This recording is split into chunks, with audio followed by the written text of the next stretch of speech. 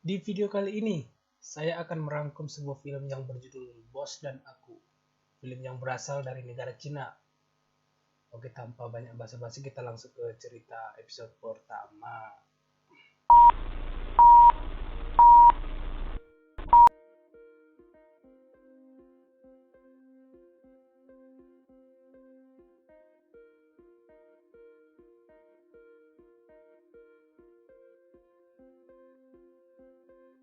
Di awal kisah, di tengah malam, Shanshan terbangun oleh sebuah telepon penting yang meminta untuk segera ke rumah sakit di bagian poli kandungan sekarang juga. Dikarenakan masih ngantuk, Shanshan asal mengiyakan lalu tidur kembali. Tapi sedetik kemudian, dia sadar dan bingung kenapa tiba-tiba dipanggil ke rumah sakit. Dalam keadaan masih tengah ngantuk, Shanshan langsung cepat-cepat berangkat ke rumah sakit. Setibanya di rumah sakit, pengembangan di perusahaan yang sama tempat Shanshan bekerja sebagai asisten departemen keuangan. Di kantor Zengki, lebih dikenal dengan sebutan Kitamban. Zengki lalu memperkenalkan kedua pria itu pada Shanshan. Pria pertama yang tadi memohon padanya adalah manajer umum di Wine Group bernama Yengki. Sementara pria yang kedua adalah Feng, bos besar dari Wine Group, sekaligus kakak ipar dari Yengki. Sontak Shanshan langsung kaget lalu cepat-cepat membungkuk hormat pada Feng. Berkat donor darah dari Shanshan, Feng Yu, adik Feng Teng, dan bayinya selamat. Shanshan akhirnya pergi. Tapi setibanya di luar rumah sakit, mobil yang tadi mengantarnya ternyata sudah tidak ada. Shanshan langsung mengomel kesal menyadari kalau ia cuma dimanfaatkan untuk donor darah saja. Ia sama sekali tidak menyadari kalau omelannya sebenarnya sedang didengar oleh Feng Teng yang berdiri di belakangnya. Sesampainya di rumah, Shanshan masih takjub dengan bos besarnya ternyata masih muda dan tampan. Padahal dia mengira bos besarnya adalah seorang pria tua. Tapi dilihat dari sikapnya yang dingin dan penampilannya seperti bos besar, yaitu orang yang cukup sulit didekati. Sebelum akhirnya dia tertidur di sofa. Shanshan, dia adalah pegawai baru di Wine Group dan masih dalam masa percobaan. Dengan kemampuannya yang biasa-biasa saja, dia lebih banyak bekerja sebagai pesuruh dan penjemput data saja. Shanshan ini dikasih jatah 1 hari cuti. Dia menghabiskan waktu libur dengan keluar bersama teman serumahnya, yaitu Xiuye, untuk berbelanja. Keesokan harinya, Feng Teng tengah serius mengamati ID Tech yang bernama Shanshan. Kemudian Feng Yu bertanya bagaimana mereka harus berterima kasih pada Shanshan. Feng Teng dengan dinginnya berkata bahwa dia akan menggunakan cara kuno, yaitu memberikan Shanshan cek. Feng Yu lalu langsung protes karena menurutnya memberikan cek itu cara yang tidak pantas. Feng Yu bertekad untuk mencari cara lain yang lebih pantas untuk berterima kasih kepada Shanshan. Pengilas di perjalanan pulang, Mama Shanshan dan Bibi Shui tiba-tiba menelpon dan memberitahu bahwa sepupu Shanshan, yaitu Xu Liu, akan segera tiba di Shanghai dan akan tinggal sementara bersama Shanshan. Shanshan hendak protes karena dia tinggal di rumah teman, tapi bibinya tidak peduli, bahkan dengan santainya memberitahu Shanshan kalau Liu mungkin sudah tiba sekarang. Shanshan langsung berlari dengan panik tanpa menyadari kalau ia sedang melewati lapangan basket di mana Feng Teng dan Zengki sedang bermain basket. Feng Teng yang sempat melihat langsung cepat-cepat membunyikan dirinya, takut dilihat oleh Shanshan.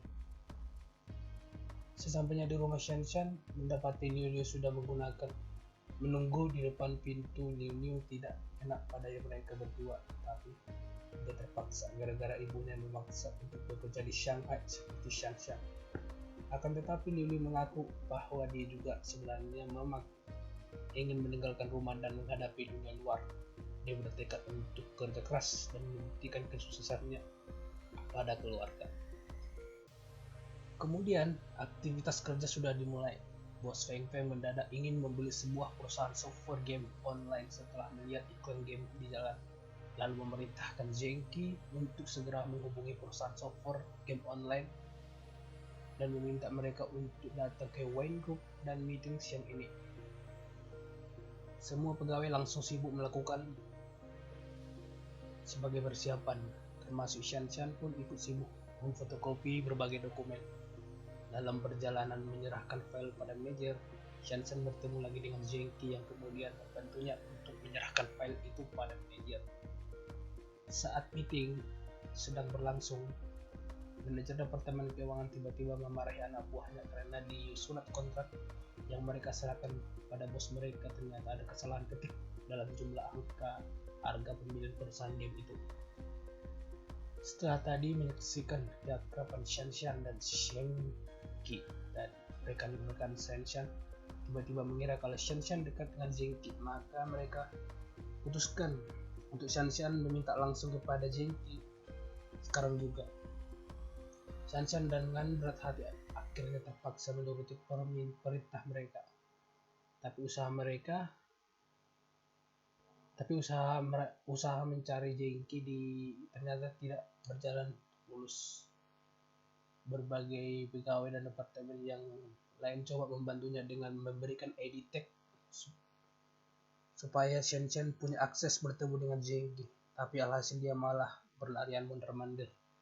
Akhirnya dia menemukan ruang meetingnya. Semua sudah terlambat, meetingnya sudah selesai, dan semua orang sudah pergi, kecuali Feng Teng yang menyambut kedatangan dengan tatapan tajam dan muka masam. Feng Teng memberitahunya bahwa kontrak sudah ditandatangani. Shan langsung shock, lalu cepat-cepat membungkuk dalam meminta maaf berkali-kali dan menyalahkan dirinya sendiri sebagai penyebab kesialan yang menimpa perusahaan mereka. Lalu mengambil semua ID tag yang Shan pegang, lalu pergi tanpa memberi Shan penjelasan. Setelah Feng Teng pergi, Shan langsung terjatuh lemas, takut dia dipecat. Zenki yang melihat kejadian ini langsung menenangkan Shan dan meyakinkan Shan untuk tidak cemas dan menjelaskan bahwa semuanya sudah beres tanpa masalah. Saat manajer kembali setelah menghadap Feng Teng, dia langsung berteriak memarahi Shan karena tidak becus dalam menangani masalah tadi. Dengan penuh amarah, manajer terang-terangan mengaku bahwa sebenarnya dia sudah memilih orang lain untuk menempati posisi Shan, tapi pihak HRD memilih orang lain yang tidak berguna seperti Shan. Saat istirahat, dua orang rekan kerja Shan menggosipkan Shan di dapur. Mereka penasaran apa latar belakang Shan memiliki sampai dia bisa dipekerjakan di Wayne Group. Mereka sama sekali tidak menyadari bahwa ejekan mereka terhadap Shan sebenarnya sedang didengar oleh Shan yang hanya terdiam sedih mendengar ejekan mereka. Saat mereka menyadari kehadiran Shan, mereka langsung pergi dengan cuek. Dengan sedih, Shan pergi menyendiri ke balkon lantai gedung atas. Sampainya di sana, dia melihat ada sebuah dinding kaca besar. Shan mencoba melihat apa yang berada di balik dinding kaca itu, tapi satu-satunya yang dia lihat hanya bayangannya diri sendiri. Yakin tidak ada orang lain di balkon itu, Shan pun kembali merenungkan nasibnya yang sedih.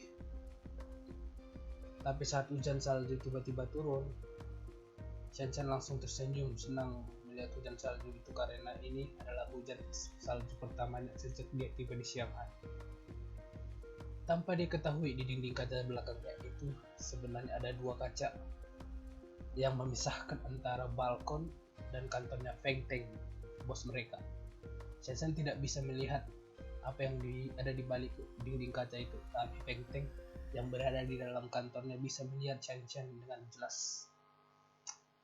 Feng Teng lalu keluar ke balkonnya dan dengan manisnya menyelimuti jaket pada Shan walaupun dia melakukan dengan muka masam.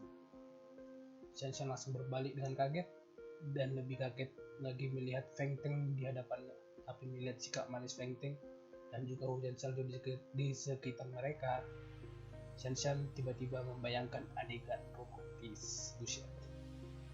Shen Shen tersenyum bahagia membayangkan adegan romantis itu sampai saat Feng Teng menghancurkannya dengan memberitahu Shen Shen bahwa Shen Shen tidak seharusnya ada di balkon ini. Kemudian saat sedang latihan basket bersama Zhengqi, Feng Teng menanyakan Zhengqi tentang Shen Shen. Apa posisi Shen Shen di kantor dan bagaimana performa kinerja Shen Shen. Zhengqi pun memberitahunya bahwa Shen Shen adalah asisten departemen keuangan, tapi masalah performa kerja dia tidak tahu. Kemudian Zhengqi bertanya, emangnya kenapa? Kemudian Feng Teng menjawab, tidak, dia hanya darah bagi kita, ujar Feng Teng.